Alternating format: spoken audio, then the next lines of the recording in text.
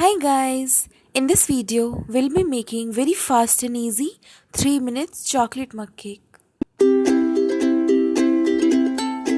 For this recipe you'll need 4 tablespoon all-purpose flour, 2 tablespoon cocoa powder, 2 tablespoon powdered sugar, half a tablespoon baking powder, 5 teaspoon milk and 2 teaspoon vegetable oil or cooking oil. Take all dry ingredients in a mug.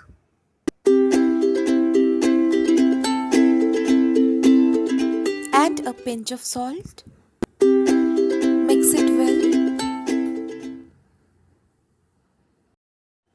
Add milk and cooking oil.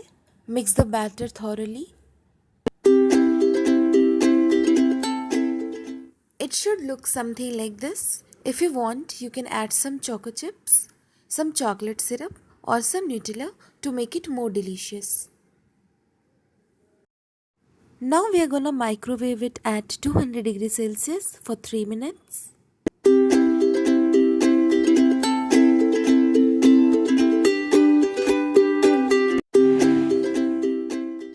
Check it once with the help of a toothpick. If it comes out clean, your cake is ready.